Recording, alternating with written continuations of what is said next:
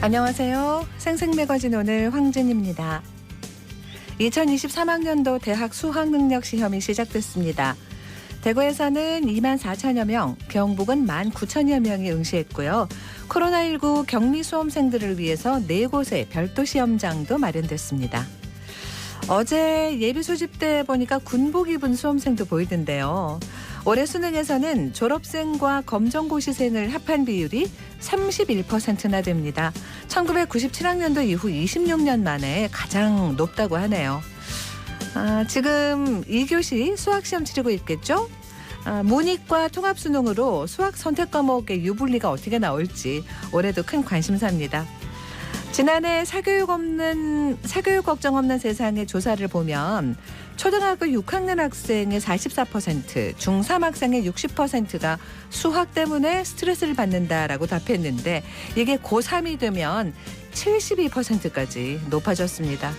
교사들은 일명 킬러 문항이라고 고난도 문제 하나로 변별력을 기르는 수능 평가 방식도 수학 부담을 높이는 이유 중에 하나다 이렇게 지적을 하는데요. 올해는 좀 적당한 수준의 난이도, 변별력을 갖춘 수능 바라고 열심히 달려온 모든 수험생들 오늘 제대로 실력 발휘할 수 있기를 응원합니다. KBS 대구 1라디오 생생매거진 오늘 11월 17일 목요일 순서 시작합니다.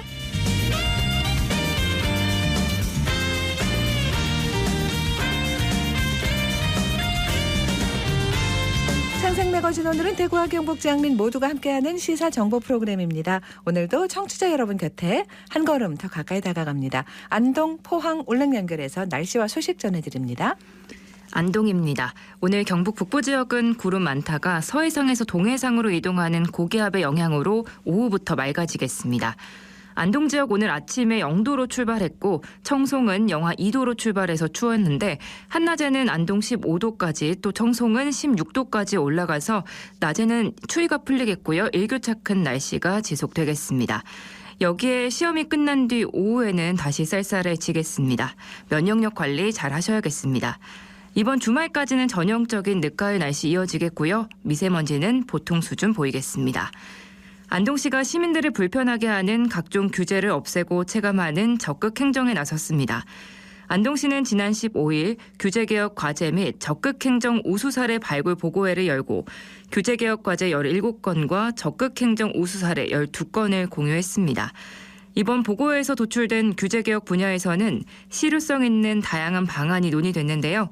한 가지 예로 여성농업인센터 민간위탁 운영 대상자는 농촌 지역에 거주하며 농업 종사 기간이 3년 이상 돼야 하지만 고령화로 위탁 대상자를 선정하기 어려운 현실을 반영해서 해당 자치단체 내 주소를 두고 농업 종사 기간을 2년으로 완화하는 것이 필요하다는 의견이 나왔습니다. 안동시는 보고회에서 논의된 규제개혁 과제들을 자체 해결이 가능한 안건은 개정을 추진하고 중앙부처 법령 및 지침의 개선이 필요한 안건은 건의하거나 옴부즈맨 제도를 활용해서 개선을 추진한다는 방침입니다. 안동에서 전해드렸습니다. 이어서 포항입니다. 수능일인 오늘 경북 동해안 큰 추위 없겠습니다. 낮 기온 18도 안팎이 예상되고요. 일교차 크게 벌어지는 만큼 입고 벗기 편한 겉옷 챙겨주시기 바랍니다. 한편 오늘 오후 1시 10분부터 25분간 수능 3교시 영어 듣기평가 시간인데요. 대형 화물 차량 등 소음이 많이 나는 차량에 대해서는 원거리 우회 조치가 시행되고 긴급 차량의 사이렌은 자제하는 등의 조치가 이루어질 예정입니다. 시민 여러분의 많은 협조 부탁드립니다. 다음 주 수요일 오전 11시부터 오후 4시까지 내일하는 내일이 기대되는 포항 2022 포항시 취업 박람회가 만인당에서 열립니다. 이 자리에서 현장 면접 60개사 등 총 120개사가 구인업체로 참여하고요. 280여 명의 인력을 채용할 예정입니다. 포항의 기반 산업인 철강 금속 산업과 신산업인 2차 전지 소재, 바이오, 헬스 등 지역의 다양한 우수 기업들이 현장 면접에 참여하는데요. 구직자들의 미래 설계에 도움을 주기 위해서 기업 인사 담당자와 함께하는 토크 콘서트 잡아보자 일자리도 진행합니다. 구인업체와 모집하는 직종, 인원 등이 어제부터 포항시청 홈페이지 공지사항에 게재돼 있는데요. 미리 찾아보시고 행사 당일인 오는 23일 채용 기업체가 요구하는 구비 서류를 지참해서 응시하면 됩니다. 더 자세한 사항은 포항시청 일자리 경제 노동과나 일자리 종합센터로 문의하시기 바랍니다. 지금까지 포항이었습니다. 이어서 울릉입니다. 울릉도와 독도는 맑은 하늘 보이고 있습니다. 현재 기온은 어제보다 1도 높은 15도, 습도는 50%입니다. 동해 중부 먼바다에는 서풍이 불면서 0.5에서 1.5m의 잔잔한 물결이 일고 있습니다. 오늘 여객선은 정상 운항합니다. 울릉군이 겨울철 관광 활성화를 위해 겨울왕국 울릉 한주살이 프로그램 참가자를 모집합니다. 이번 프로그램은 타 시군구에 거주하고 있는 8세 이상을 대상으로 하는데요. 참가자들은 다음 달 1일부터 26일까지 중 기간을 자유롭게 선택해 울릉군에 4박 이상 머물며 개별적으로 여행하면 되고요. 여행기나 체험기를 개인 SNS나 유튜브, 블로그 등 온라인으로 홍보하면 숙박비를 지원받을 수 있습니다. 숙박비는 1인당 최대 30만 원까지 지원되는데요.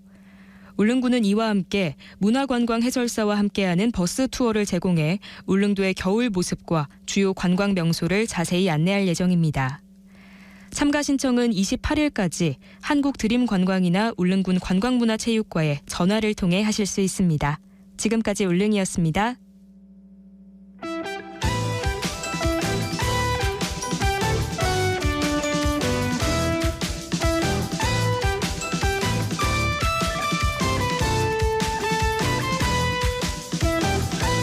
네, 오늘을 보는 키워드 뉴스 목요일에는 뉴스맨 장은미 기자 함께합니다. 어서 오세요. 안녕하세요. 네, 자, 첫 번째 키워드 뭔가요? LPG 충전소입니다. 네, 어제 불러가지고 깜짝 놀랐죠. 네, 그 어제 오후 5시 29분쯤 그 대구 서구 중리동의 한 LPG 가스 충전소에서 폭발로 추정되는 화재가 발생했습니다. 네. 이 충전소 직원과 고객 등 8명이 화상을 입거나 연기를 마셔 인근 병원으로 옮겨졌고요.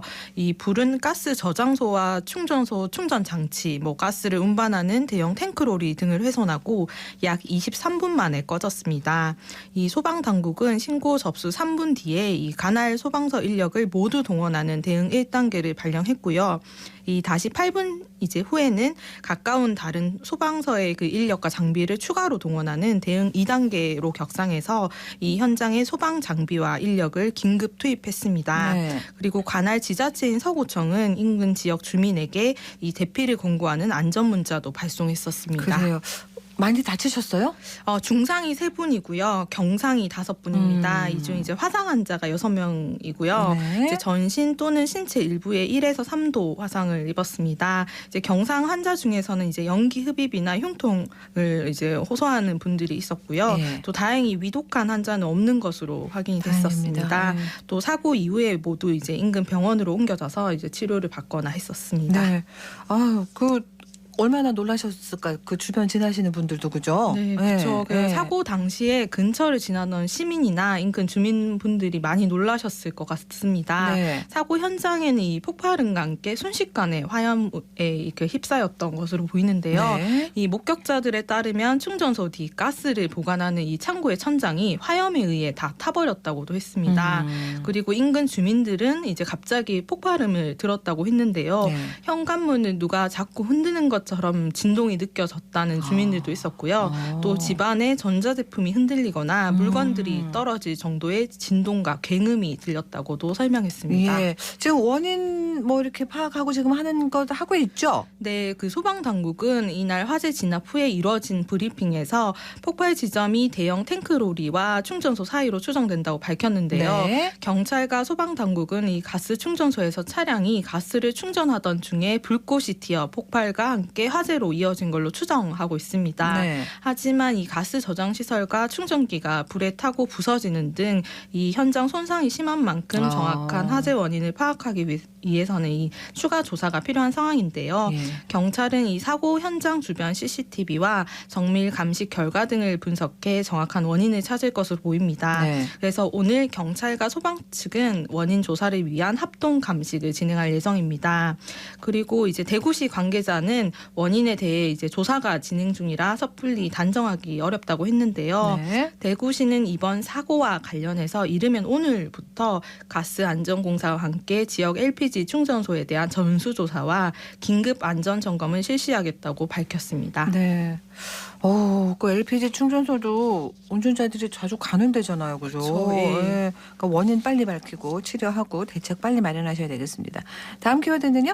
네, 행복지능사회서비스 서비스원입니다. 네, 최근에 그게 저 4개 기관 통합해서 출범한대죠. 네, 네. 그 지난달 이 새롭게 출범한 대구 행복지능사회서비스원은 이제 대구 사회서비스원, 여성가족재단, 청소년지원재단, 평생학습진흥원 요 4곳을 통합한 기관입니다. 네. 어제 이제 대구시의회에서 첫 이 기관에 대한 행정사무감사가 있었는데요. 네. 몇 가지 이제 지적 사항이 나왔습니다. 어떤 것들이 나왔어요? 네, 김재용 시의원은 이 당초 4개 본부가 통합되면 예산 절감 효과가 있을 것이라고 했는데 네. 실제로는 전체 인건비가 10억 원 정도 증가했다고 지적을 했습니다.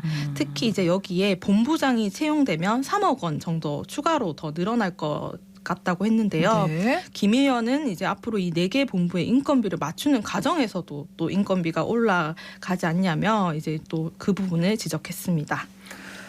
통합하는 이유 중에 하나로 인건비 절감 이런 거 얘기 나왔었잖아요. 네. 근데 그건 반대란 얘기예요? 네, 그 인건비 상승과 관련해서는 이제 당초 언급된 이 예산 절감 효과가 없어지는 부분에 대해서 이 정순천 행복지능사회서비스원장은 이제 이런 4개 본부의 본부장을 뽑을 때 그러니까 각 기관의 대표자를 본부장급이 아닌 그보다 낮은 실장급으로 채용을 할 계획이라고 밝혔습니다. 예. 이제 다만 명칭은 본부장을 유지할 것이라고 했고요. 특히 이제 충분한 논의와 가정 없이 단기간에 급하게 통합을 한다는 지적은 이제 통합 과정에서도 있었는데요. 김재용 의원은 이 정책 추진단에서 통합 초기부터 조직 진단과 비전을 제시하고 통합을 했어야 하는데 네네. 거꾸로 통합을 먼저 하면서 이 같은 문제가 생겼다고 했습니다. 네네. 그러니까 통합 이전에 조직 진단이 우선되고 이후 통합을 했어도 되는데 너무 서둘렀다는 네. 이야기입니다. 그러니까 이제 조직을 4개를 합쳤으니까 네. 다시 정비하고 이렇게 체계를 갖추고 하는데도 시간이 걸릴 거 아니에요. 네. 중간에 뭐 예를 들면 어떤 문제점들도 나올 수 있을 거고요. 네, 그 김 의원은 현재로서는 이 통합에 따른 시너지 효과가 없고 고용 불안이나 또 조직 간 근무 체계들이 좀 다르다 보니까 네. 혼란스러운 상황이라고 짚었는데요. 이에 대해 정순천 원장은 이 통합의 시너지 효과가 분명히 있다면서 시민들에게 혜택이 돌아가도록 이제 노력하겠다고 강조했습니다. 네. 또 김 의원은 또 이 통합 후 시너지 효과가 있으려면 이번 조직 진단을 통해 연구나 조직 관리 등 기능별로 방향성을 가지고 그렇겠죠. 조직을 재정비해야 한다고 당부했는데요. 예. 현재 이 행복지능사회서비스원은 조직 진단 용역을 의뢰해 놓은 상황입니다. 그래서 다음 주쯤 이 결과가 나온다고 하는데요. 네. 이에 맞춰서 조직 재정비를 한다는 계획입니다. 알겠습니다. 자, 다음 키워드로 가죠. 네, 수성구 산불감시원입니다. 네, 수성구 산불감시원 어떤 소식인가요? 네, 그 대구 수성구에서 모집하는 이 기간제 산불 감시원 채용 시험에 응시한 지원자가 체력 시험을 치르고 이후 쓰러져서 숨진 사실이 뒤늦게 알려졌습니다. 지난달 18일 오후 이제 수성구 고모동에서 이제 산불 감시원 채용을 위한 체력 시험이 이제 진행이 됐었습니다. 사망한 지원자는 60대였고요. 지원자는 당시 무게 15kg의 그 등짐 펌프를 메고 500m 구간 이제 2바퀴를 도는 시험을 치르고 5분간 휴식을 취하다 의식을 잃었다고 합니다. 응시자들은 이제 20분 안에 이 500m 2바퀴를 돌아야 시험에 통과하는 요 기준이 있는데요. 당시 현장 관계자들은 이 심폐소생술과 인공호흡을 실시했고 또 119 소방대원들이 응급 조치를 하면서 병원으로 이송했지만 끝내 숨진 것으로 알려졌습니다. 와, 잠깐만 산불감시원입니다. 네. 15kg 등짐 펌프를 메고 네. 500m 구간 2바퀴를 도는 네. 게 시험. 20분 안에 해야 된다고. 그것도 합니다. 20분 안에. 네. 이렇게 체력 시험 기준이 높은 줄 몰랐네요. 네. 그런데 산불 60대고 이분 또. 네. 근데 이제 이분만 60대가 아니라요. 이 산불 감시원 지원자 대부분이 60대 중반 네네. 정도고요. 70대도 있습니다. 그래요. 네, 이번에 사고가 난 이 수성구 산불 감시원 채용자 평균 나이도 65세로 대부분 이제 60대, 70대로 확인이 됩니다.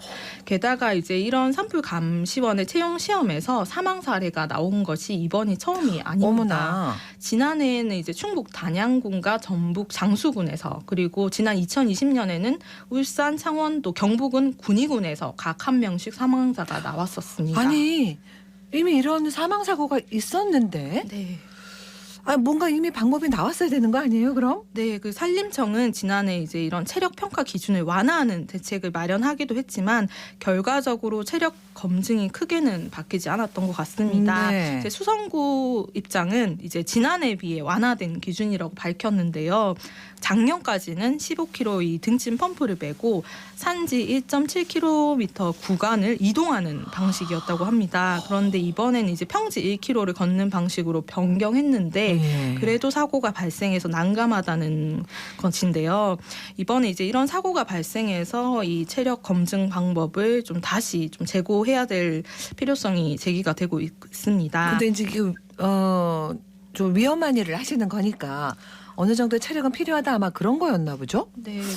그렇지만 이 산림청이 이제 이게 홍보가 네. 예방을 위한 홍보가 좀 주 업무이고 이제 좀 부수적으로 이제 이 산불 진화에 도움을 주는 역할도 있는데 메인으로 뭔가를 하는 건 아닌데. 네, 그렇습니다. 그 규정 이런 게 있을 거 아니에요. 산불 네, 그죠? 그래서 이제 이런 사망 사고가 많이 나오다 보니 이제 산림청 산불 감시원 운영 규정에도 네. 이 관련된 조항이 생겼었습니다. 예, 예. 그러니까 단체장이 체력 시험 안전사고 예방을 위해서 구급차나 응급 구조사 배치 여부 등을 고려해야 한다는 규정도 네. 이제 이런 사고 이후에 생겼는데 이걸 그러면은 수성구 이번에는 그 규정을 안 지켰다는 거예요? 네, 결과적으로 그렇습니다. 네. 이제 수성구는 현장의 응급 상황에 대비한 인력과 장비 등을 배치하지 않았는데요. 수성구청 관계자는 이제 이런 규정이 의무 규정이 아니라고 판단해서 실시하지 않았다. 그렇게 하지 않았다고 했습니다. 네. 현재 수성구는 이에 대한 법률 자문을 구하는 중이라고 알려집니다. 야, 안전 기준을 그러니까 정말 엄격하게 해야 되는데 네. 허점이 있었네요. 네, 알겠습니다. 그렇습니다. 다음 키워드는요? 네, 노동관계법 위반입니다. 네. 노동관계법 위반 어디서 했단 얘기예요? 네, 어제 대구 지방고용노동청이 지역 중소규모 병원을 대상으로 약 2달간 실시한 근로감독 결과를 발표했습니다. 이 조사 대상은 이제 46곳의 이 병원이었는데요. 네. 이 46곳 모든 병원에서 노동관계법 위반 사항이 적발됐습니다. 위반 사항은 모두 이제 273건인데요. 사업장 이제 별로 평균 위반 건수가 약 6건이고요. 체불 임금도 있었는데 4억 원에 달했습니다. 이렇게 노동법 위반이 많다는 거예요? 네, 그 주요 위반 사항으로는 취업규칙 변경 미신고와 임금 대상 미비 등이 가장 많았고요. 또 연장 근로수당, 연차수당, 퇴직금 등 미지급이 그 다음이었습니다. 네. 또 주요 근로조건을 서면을 통해 명시하지 않은 사례도 있었고요. 또 장시간 근로 위반과 비정규직 차별이나 최저임금에 미달하는 경우도 적발됐습니다. 이런 거 적발하면 이제 후속 조치를 해서 네. 더 이상 이런 일은 없도록 하는 것까지가 돼야 되는 거잖아요. 네, 맞습니다. 네. 그 대구 고용노동청은 이제 적발 시점을 기준으로 2에서 3주 정도 이제 조치 기간을 두고 시정을 하도록 지시를 했고요. 네네. 다음 주에는 지역 내 이 중소 병원들을 대상으로 이번 근로감독 결과를 이제 공유하는 설명회도 연다고 했습니다. 알겠습니다. 오늘 여기서 마무리해야 될 것 같아요. 고맙습니다. 네. 자, 목요일에 키워드 뉴스 뉴스민 장은 기자 함께했습니다.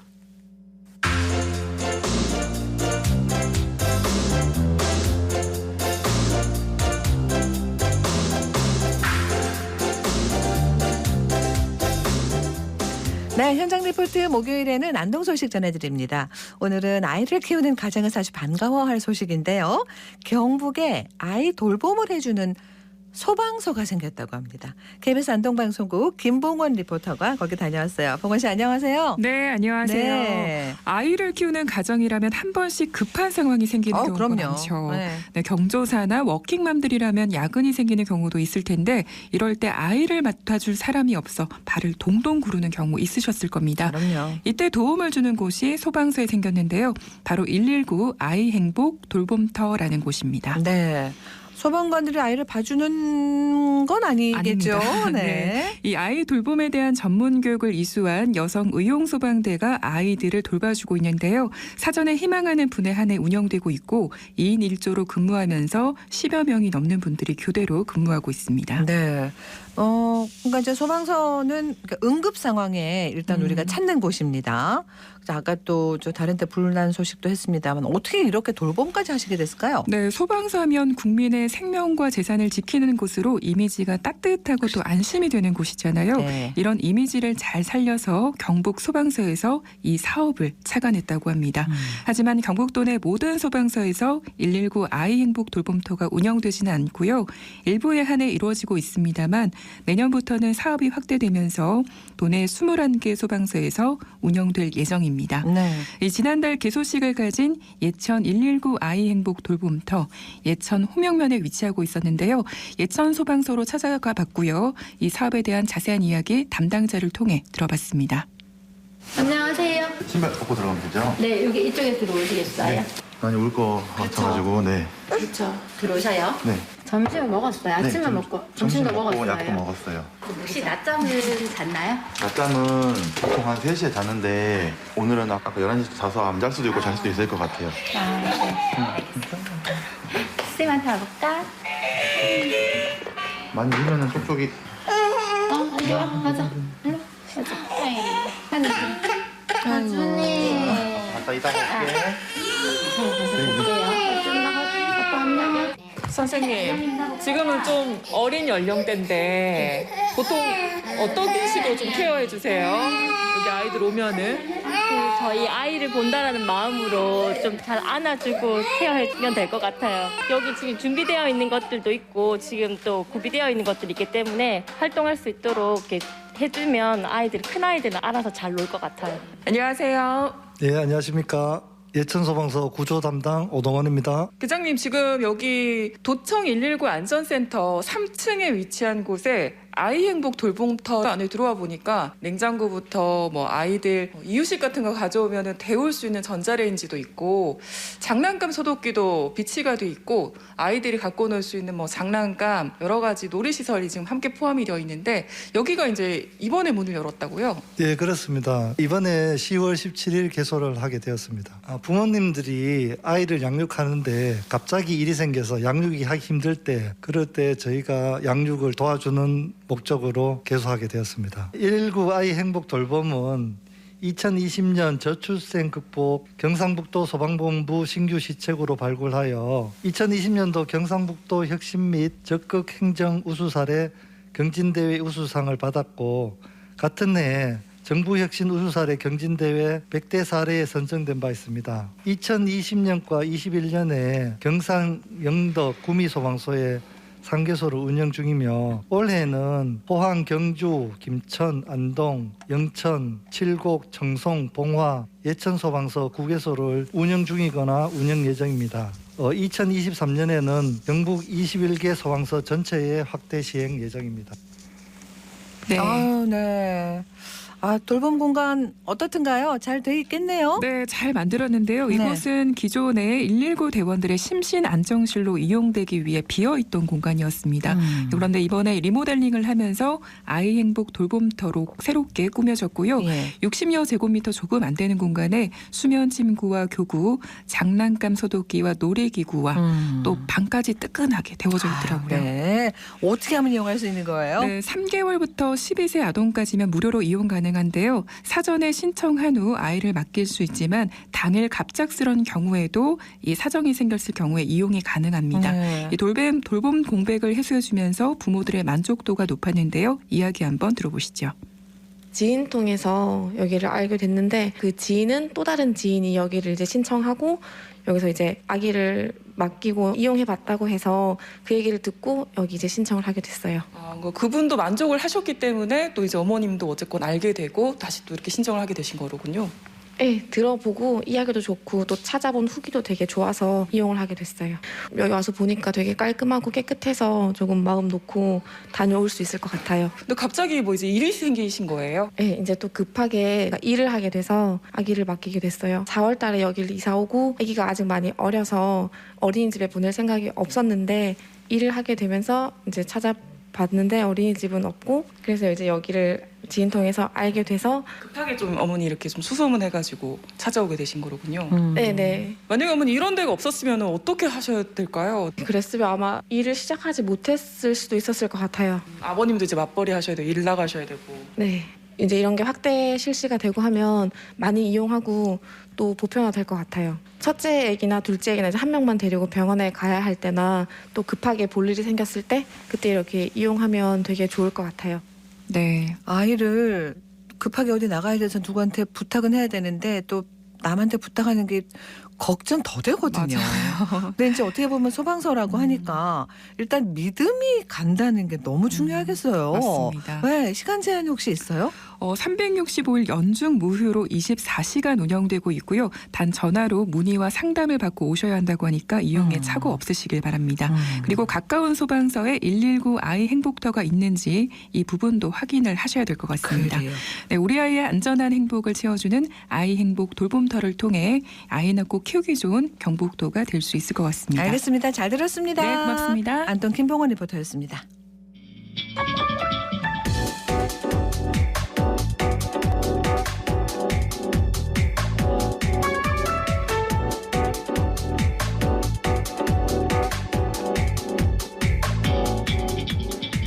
묻고 듣고 생각과 마음을 나누는 방송.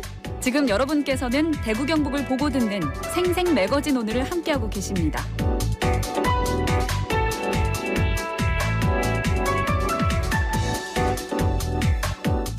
대구의 택시요금 인상이 초일기에 들어갔습니다. 업계는 경영 어려움을 호소하지만 사실 시민 부담이나 물가에 미치는 게 직접적으로 영향을 주니까 고려할 점들이 많은데요. 오늘 택시요금 인상 또 감차 문제 얘기 좀 해보겠습니다. 그동안 취재를 해온 매일신문 김윤기 기자 오늘 스튜디오에 모셨어요. 어서 오세요. 예, 안녕하세요. 네. 자, 대구시가 택시요금 인상을 추진한 배경부터 일단 좀 짚어볼까요? 예, 택시요금은 2014년 시행된 택시발전법에 따라 2년마다 조정 여부를 검토하도록 돼 있습니다. 네. 임금이나 연료비, 차량 가격 같은 변수들이 요금에 적절하게 반영돼야 하는데요. 대구시는 마지막으로 택시요금을 인상한 2018년 11월 이후 택시요금을 그대로 유지하고 있는 상황입니다. 네. 마지막 인상 시기 이후 2년이 지난 시점이 코로나19의 영향이 심하던 2020년 연말이었던 점이 요금 작업을 사실상 유예하는 결과로 이어진 걸로 보이고요. 네네. 예, 최근에는 연료비나 차량 가격 인상이 컸고 전반적인 임금 인상 기조로 택시기사 유출 현상까지 겹치면서 현재 요금 수준을 유지하기 어려운 상황입니다. 그렇습니다. 사실 대구에서도 그 수요가 몰리는 시간대, 또 심야 시간대 이럴 때 택시 진짜 잡기 어렵다 그런 얘기 하거든요. 이런 부분이 다 고려가 됐겠죠? 예, 물론입니다. 네. 코로나19로 인한 사회적 거리 두기가 끝난 올 하반기 이후로는 택시 잡느라 고생한 기억들이 조금씩은 그럼요. 다들 있으실 것 네네. 같은데요. 택시 기사가 부족하기도 하지만 고령화 역시 심각한 수준이라서요. 대구시에 따르면 개인 택시는 기사님들이 58.7%가 65세 이상이시고요.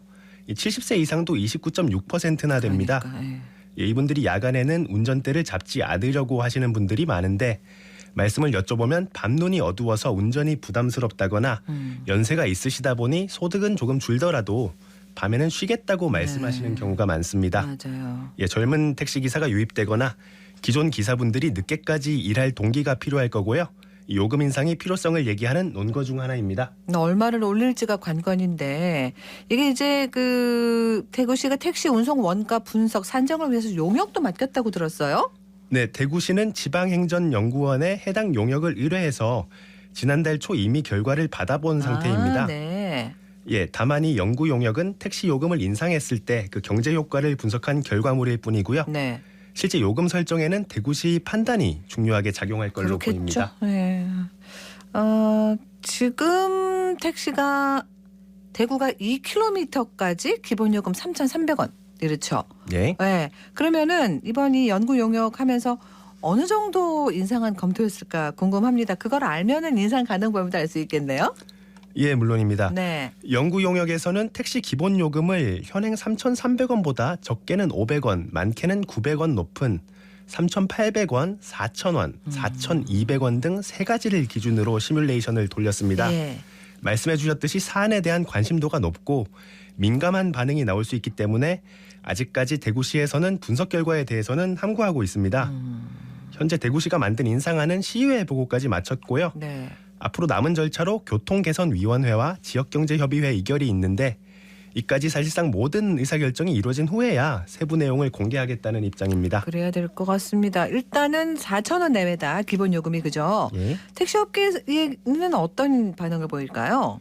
예, 택시업계는 대폭 요금 인상이 필요하고 현재 대구시가 영구 용역에서 활용한 요금 인상 수준은 대단히 미흡한 수준이라며 강하게 반발하고 있습니다. 네. 대구 법인 택시 운송 사업조합 측에서는 지난주 대구시청 앞에서 항의 집회를 열기도 했고요.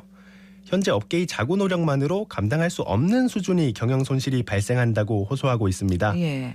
연료비 상승에 따른 부담이 크고 법인 택시 업체들은 기사를 못 구해서 차고지에 계속 서 있는 차도 많습니다. 누적 적자도 심각해서 폐업 위기에 처한 곳이 흔하다고 합니다. 네. 실제 대구시에서 코로나 직전인 2019년 12월과 올해 6월 택시업계의 실태를 조사한 자료에 따르면 업계의 운송 수익금, 즉 매출액은 22% 감소했고요. 네. 택시 가동 대수는 3,385대에서 2,056대로 41% 감소한 반면 휴업 대수는 667대에서 1,716대로 157% 증가했습니다. 엄청나네. 이 회사들이 왜 사상 초유의 위기라고까지 얘기하는지 어느 정도 이해할 수 있는 부분입니다. 그러면은 택시업계에서 원하는 요금은 어느 정도예요? 택시업계는 기본 요금이 최소 4,600원은 돼야 한다고 얘기하고 있습니다. 네. 이는 현행 3,300원 대비 약 40% 인상된 수준인데요. 업계는 기본 요금 인상 이외에도 현행 자정부터 오전 4시까지인 할증 시간을 오후 10시부터 다음날 오전 4시까지로 확대하고 할증률도 현행 20%를 30%로 높여달라고 요청했고요. 또 지금 32초당 100원인 시간 운임은 26초에서 30초 단위로 당기고 134m당 100원인 거리 운임도 125m에서 131m당 100원으로 조정해달라는 입장입니다. 그렇군요. 그러니까 이제 택시업체들은 이 정도는 인상을 해야 그 근로자들 처우도 개선하고 다시 택시 공급을 늘릴 수 있다 하는 건데 이 대구시로서는 시민 부담, 우리가 당장 타니까 이거 부담 걱정 안 할 수 없거든요. 예, 바로 그 부분이 이번 결정을 어렵게 하는 부분입니다. 네. 이 택시가 과거와는 달리 서민들, 특히 교통 약자층도 많이 이용하는 교통수단이기 때문에 공급 비용이 올랐다고 해서 요금을 대폭 인상하기가 쉽지 않습니다. 그렇습니다. 예, 또 택시 요금은 통계청이 조사하는 물가지표 산정에도 반영되기 때문에 이 지표를 관리하는 차원에서도 신경을 안 쓰기는 어렵습니다. 네. 그럼 이제 택시 요금이 오르면 택시기사 처우도 늘고 그럼 이제 다시 업계로 그 운행하겠다라고 들어온 기사들도 많아질까요? 어떻게 보세요? 네, 아까 말씀드렸듯이 법인 택시 휴업률이 30%대로 높은 상황이고요. 예. 현실적으로 택시 운전을 하는 것보다 높은 소득을 올릴 수 있는 일자리가 있는 상황에서 더 높은 소득을 찾아서 업계를 떠났던 기사들이 돌아오기는 쉽지 않아 보입니다. 결국 말씀해 주셨듯이 요금 인상을 하고 늘어난 수익은 회사뿐만 아니라 직원들에게도 돌아갈 수 있게 유도해야 할 것 같습니다. 네. 대구에서는 2020년부터 시행된 전액관리제로 기사들이 수입을 회사에 모두 수납하고 급여를 받고 있는데요. 네. 이 요금 인상 과정에서 대구시가 요금 인상 폭을 업계의 요구에 일정 부분 맞춰주는 조건으로 네. 기사 처우 개선을 요구할 수 있을 걸로 보이긴 합니다. 이 문제가 대구시만의 문제는 사실 아니잖아요. 네, 물론입니다. 전국적인 현상인데 다른 지자체들 혹시 뭐 어떻게 하고 있나 이런 거는 좀 알 수 있나요? 예, 택시 부족 현상이 가장 심각한 서울시는 내년 2월부터 택시 기본 요금을 현행 3,800원에서 4,800원으로 인상하고요.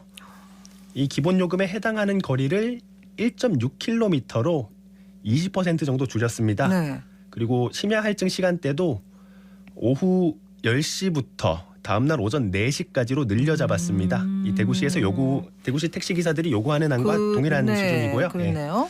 또 부산시는 지난해 3,800원으로 500원 인상한 기본 요금을 재차 인상하는 방안을 검토 중입니다. 네. 울산시도 3,300원인 기본 요금을 내년부터 4,000원으로 인상하는 안이 최근 시의회를 통과했고요. 예. 참고로 말씀드리자면 대구시도 울산시 택시 요금을 벤치마킹하지 않겠냐는 게 중론입니다. 네. 근데 이제 택시 요금 인상도 인상이고요. 감차 문제 두고도 지금 업계가 반발을 하지 않습니까? 예, 그럼 예. 대구시가 감차를 지금은 중단한 상태다 이렇게 하는데 이건요 정책 방향이 바뀝니까? 예, 택시 감차 문제도 택시 업계에서 상당히 주목하고 있는 그렇죠. 부분입니다. 예. 대구시를 비롯해서 대부분의 지자체들은 최근에는 비교적 주춤합니다만 택시 감차 사업을 진행해 왔는데요. 네. 이는 대부분 지자체에서 택시 면허가 지나치게 많다는 분석 때문입니다. 지난 2014년 대구시는 택시 총량 산정 용역 결과를 바탕으로 내년까지 초과 공급된 택시 6,123대 가운데 3,402대를 감차할 계획이었고요. 네. 실제로 2016년부터 지난해까지 매년 적게는 160대, 많게는 280대의 택시를 감차 보상금을 주고 줄여왔습니다. 네. 다만 적정 택시 대수, 그러니까 감차 목표는 사실상 이미 법인 택시 휴업 대수가 2,000대에 육박해서 사실상 적정 숫자가 맞춰진 상황이거든요. 네네. 예, 감차 사업이 실효성이 떨어진 상황에서 올해부터는 더 감차에 예산을 투입하지 않겠다는 게 대구시의 입장입니다. 이미 휴업 중인 택시가 많은데 굳이 뭐 수천만 원씩 감차 보상금 줘가면서 감차 사업 계속할 필요가 없다 이런 판단인가 봅니다. 그럼 감차 사업 중단하면서 오는 문제는 없을까요? 예, 말씀드렸듯이 요즘은 거리에 택시가 부족하다면 부족한 상황이라서요. 감차가 필요 없다고 할 수도 있는데 문제는 택시 회사들이 감차 보상금을 경영난 해소에 활용하려던 계획이 틀어진 데 있습니다. 네. 대구시가 감차 보상금을 매년 집행해 왔고 이 회사들은 감차 보상금을 회사 운영비로 쓰려고 했기 때문인데요. 네. 요즘 경영 사정이 워낙 나쁘고 금리 상승으로 업체마다 자금 조달이 쉽지 않은 상황에서 날벼락을 맞았다는 반응입니다. 네. 또 올해 감차 보상금 시 예산은 31억 원인데요. 이를 집행하지 않으면 국토부가 운영하는 감차기금 36억 원, 그리고 국비지원분 14억 원까지 50억 원을 반납해야 하는 상황이라서 네. 업계에서는 대구시 결정이 더욱 아쉽다는 입장입니다. 그래요? 업계에서는 감차 사업 재개를 지속적으로 요구할 걸로 보이고요. 또 대구시가 당초 계획한 감차 규모는 3,400여 대였는데 실제 감차는 1,200여 대에 그쳤거든요. 네네. 이 목표의 3분의 1 정도만 달성한 건데 당분간은 가능성이 낮아 보이지만 향후 택시업계 상황에 따라서 감차 카드를 다시 꺼낼 수도 있어 보입니다. 주머니 속 카드다. 예. 이 감차 사업 안 하고 아낀 예산은 그럼 어디에 대구시는 쓴다는 거예요? 네, 대구시는 감차 사업을 중단하는 대신 여기에 쓰일 예산 중 일부를 택시 호출앱 활성화 지원이나 택시기사 신규 유입, 장기 근속을 유도하는 사업에 활용하겠다는 방침입니다. 예. 우선 택시기사들이 1인당 월 15만 원 정도를 지출하는 카카오티 대신에 월 최대 3만 원만 내면 호출을 받을 수 있는 대구로 택시 앱이 올해 안에 출시될 예정인데요. 네. 이 앱이 시장에 정착해서 택시기사들이 실질 소득이 늘어날 수 있도록 돕겠다고 합니다. 또 법인 택시 신규 취업 후 6개월 이상 근속 시에 분기나 반기별로 1인당 100만 원 정도를 지원하는 신규 취업자 정착 수당이나 장기 근속자에게 일정 범위의 수당을 지급하는 성실 장려 수당 예산을 마련하는 안이 유력하게 검토되고 있습니다. 예. 자, 대구시의 노력도 있습니다만 어떻게 그동안 취재를 쭉 해오셨을 텐데 이 양측이 또 간과한 거라든가 아니면 이런 거 좀 아쉽다 이런 부분이 있었을까요? 네, 우선 대구시는 업계의 의견을 수렴했다고 하지만 네. 연구 용역 결과와 같이 정책 결정이 기초가 되는 자료를 결론이 나기 전까지 비공개하겠다는 식의 접근 방식이 상당히 행정 편의주의적이라는 인상을 받았고요. 이 연구 용역에서 검토한 택시 요금 금액대만 공개되면서 네. 업계의 염려만 유발한 측면이 있습니다. 이 택시업계 경영 상황이나 택시 요금안에 따른 수요 공급 변화 같은 데이터를 바탕으로 논의가 이루어져야 하는데 이 현재 방식으로는 어떤 결론이 나오더라도 업계 반발이 불가피해 보이는 측면이 있습니다. 네. 또 택시업계는 현재 겪고 있는 어려움에 공감합니다만 서울에 준하는 수준의 요금은 실현 가능성이 낮아 보이거든요. 네. 이 감차 문제 역시 이미 운행 중인 택시가 많이 줄어들어서 실질적인 효과를 거두기 어려운 상황에서 정책을 유지해달라고 요구하기에는 다소 설득력이 부족해 보이고요. 네. 대구시 차원에서는 업계를 지원하려는 노력을 지속하고 업계에서는 요금의 경우 추가 인상을 염두에 둔 단계적 인상안을 제시한다든지 서로 접점을 좀 찾으려는 노력이 있어야겠다는 생각을 해봤습니다. 중요한 말씀 해주셨습니다. 오늘 바쁘신 때 나와주셔서 고맙습니다. 말씀 잘 들었습니다. 예, 감사합니다. 네, 매일신문 김윤기 기자와 함께했습니다.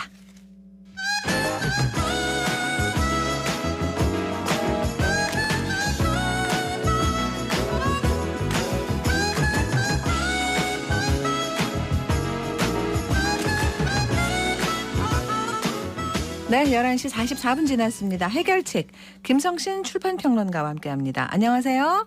네, 안녕하세요. 네, 파친코 저는 그 드라마를 너무 재밌게 봤는데 네. 이민진 작가가 쓴 첫 장편 소설이 곧 출간된다고요? 이미 나온 거 아닌가요? 그렇습니다. 네. 이 제목은 백만장자를 위한 공짜 음식인데요.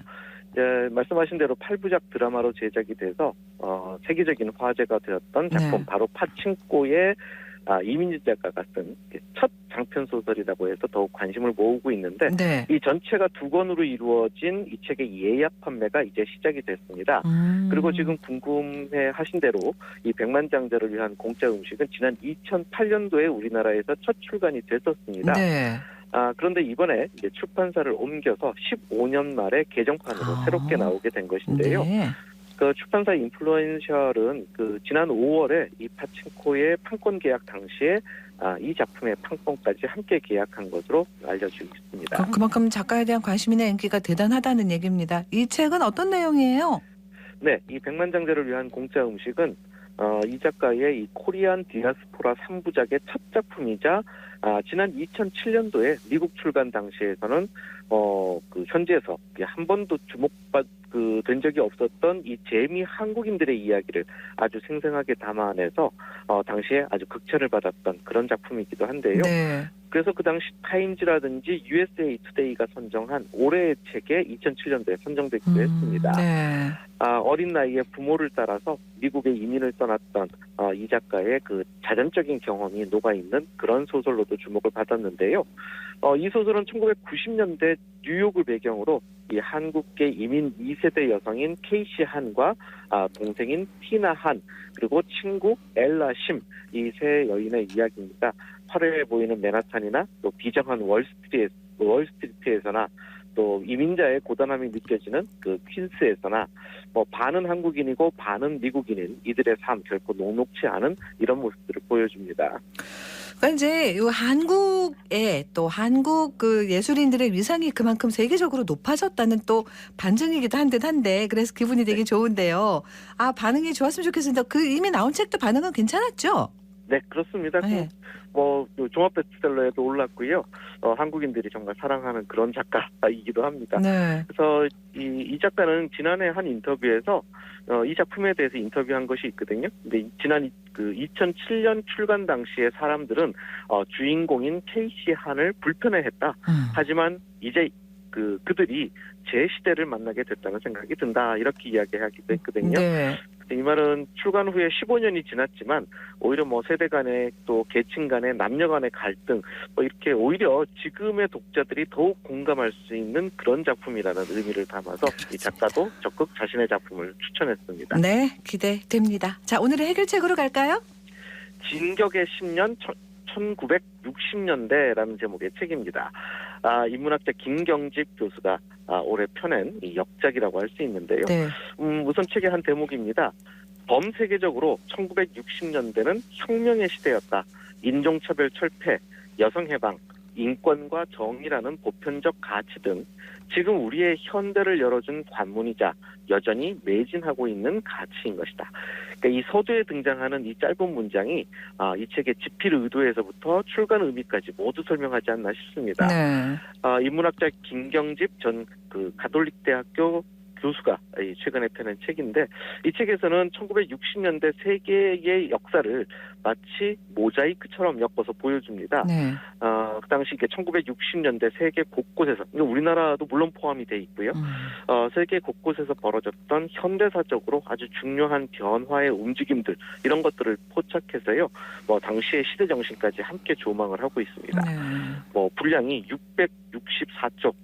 김경집 교수가 무려 10년을 꼬박 10년을 집필한 책이라고 알려져 있거든요. 하지만 이런 분량에 겁먹지 않아도 됩니다. 책이 굉장히 쉽고 굉장히 재미있고요. 책을 펼쳐둔 순간에 단숨에 읽히는 그런 책이기도 합니다. 네. 자, 김경집 교수가 왜 1960년대를 선택했을까요? 저자는 1960년대 바로 이 시절을 가르쳐서 인간 보편의 가치에 대한 진보가 이루어지면서 세계 전체가 변화하고 모든 것이 함께 진화했던 시기다. 이렇게 설명을 하고 있습니다. 네네. 그러니까 또한 가장 뜨겁고 순수했으며 치열했던 시기 이렇게도 표현하고요. 또 현대 세계의 기준점이자 역사상 거의 유일하게 청년이 시대의 주인이었던 시대이기도 했다. 이렇게 정의를 합니다. 그러면서 가장 특징적인 현상으로는 뭐 자유, 저항, 혁명 그리고 이렇게 청년 이런 키워드들을 언급하고 있습니다. 네. 그러면은 지금 우리가 살고 있는 시대하고 연결점이 있다고 보는 거예요? 네, 그렇습니다. 그러니까 우리가 지금 60년이나 지난 1960년대가 지닌 그 역사적 의미를 돌아봐야 하는 그 이유에 대해서도 꼼꼼하게 설명하고 있는데요. 그러니까 코로나 팬데믹 그 이후에 마주한 우리가 뉴노멀이라고 하지 않습니까? 그러니까 이 세계의 새로운 패러다임이 제시되고 있는데 뭐 이런 것들 또 기후 변화 이런 전대미문의 어떤 위기를 맞닥뜨리고 있는 지구촌의 현실입니다.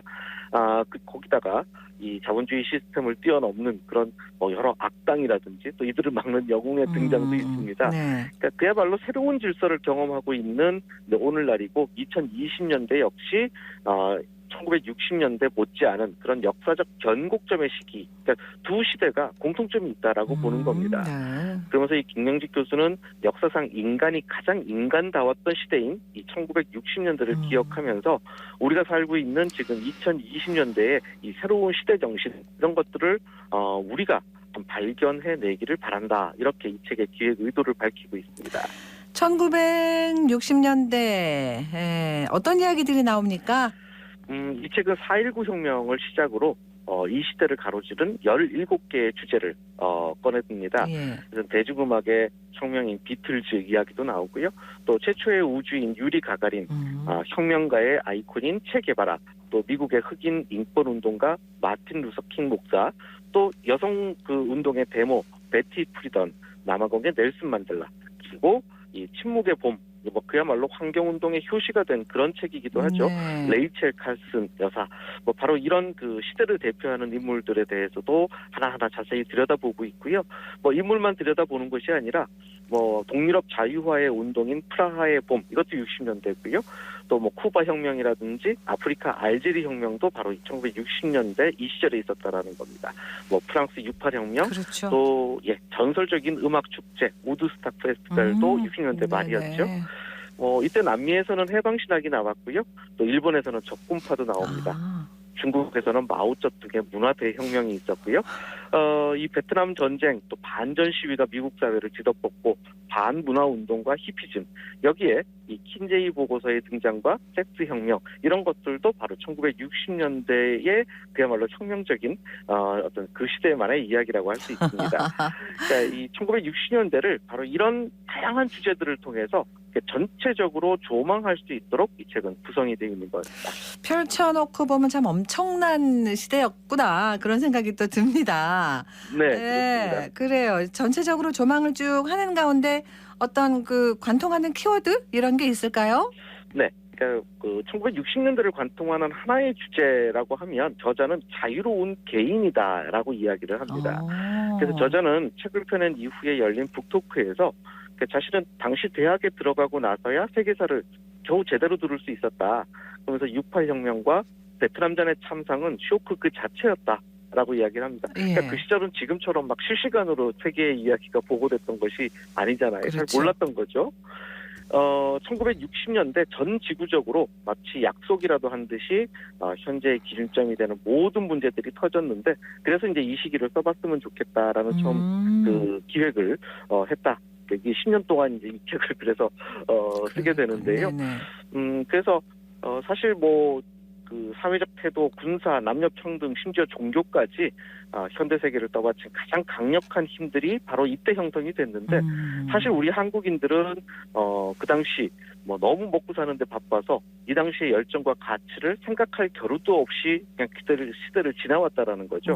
그래서 지금이라도 이 시대를 정리해야겠다라고 이제 자신이 밝혔습니다. 네.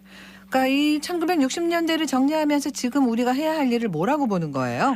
김전식 교수님의 이 책에 적은 이 말은 기억에 아주 오래 남는데요. 그야말로 시대적 경문이 될 만한 문장이 아닐까 싶습니다. 부당한 차별에 대해 분노하고 저항하는 것, 그 현실을 부끄러워할 줄 아는 것, 그리고 그 부끄러운 사슬을 끊어내는 것에 공감하고 연대하는 것, 그것이 바로 인간의 의무이고 용기이다. 1960년대의 가치와 행동이 바로 그것이었다. 이렇게 적고 있습니다. 근데 사실 현대사 하면 쭉 그냥 흐름이 이어지는데 60년대만 따로 뗐다는 것 자체가 또 아주 귀중한 거네요. 그죠? 네, 바로 그렇습니다. 이 저자는 우리가 1960년대 이렇게 돌아봐야 되는 이유는 그 낭만적이었던 시대를 그저 추억하고 기념하고 박제하기 위한 것이 아니다. 그러니까 헤아릴 수 없이 폭발적이었던 에너지, 그것이 여전히 시대를 추동하는 힘으로서 지금도 우리에게 작동하고 있기 때문이다라고 이야기를 했는데요. 네. 그러면서 한편으로는 특별히 이 책을 통해서 우리 시니어 세대들에게 묻고 싶은 것이 있다. 그러니까 우리의 윗세대가 맞서서 싸워 쟁취한 것들을 지키지 못한 데 대한 반성과 각성의 요구다. 나는 무엇을 놓치고 어떤 혜택을 누리고 살았는지 세대 간에 화해하고 소통하는 계기가 되기를 바란다. 자신의 책을 읽으면서 이런 생각들을 해보라고 주문했습니다. 알겠습니다. 오늘 여기서 마무리할게요. 고맙습니다. 고맙습니다. 네, 김성신의 해결책이었습니다. 교통정보입니다. 김현지 리포터. 네, 먼저 시내도로 정보입니다. 유니버시아드로 경기장 내거리에서 시지고 내거리 방향, 시지고 내거리 50m 못 간 지점 1차로 막고 공사 중입니다. 차선 변경 미리 하셔서 이동하시고요. 신천대로는 서대구 나들목 쪽 상동교에서부터 소통 잘 되고 있습니다. 반대 상동교 방면은 신천교 남단에서 동신교 남단 구간만 통과 속도 시속 14km로 정체 빚고 있습니다. 그 밖에 달구벌대로 두류내거리에서 감삼내거리 양방향 무리 없이 지나실 수 있겠습니다. 이어서 고속도로 정보입니다. 경부고속도로 부산 방면 지천교 부근 141.4km 지점 갓길에서 화물차 정차 후 화물 옮겨 싣는 작업 중인데요. 경찰차 도착해 있습니다. 일대 주의해서 지나시기 바랍니다. 중부내륙지선 창원 쪽으론 달성 13km 지점에서 형품분기점 가는 갓길에서 가로등 보수 작업 중입니다. 지금까지 이 시각 교통정보였습니다. 아침에 고사장 들어가는 수험생들에게 부담 갖지 말고 잘 치고 나와 이렇게 하셨죠. 너무 부담 갖지만 이 말은 시험 치고 나오는 수험생들 만나서 꼭 해야겠습니다. 금요일 내일 이 시간에는요. 기후재난 특집 다큐멘터리 기후상담소를 방송합니다. 그래서 생생매거진 오늘 내일 하루 쉬고요. 저는 월요일에 다시 인사드릴게요. 11월 17일 목요일 생생매거진 오늘 여기까지입니다. 함께해 주신 여러분 고맙습니다.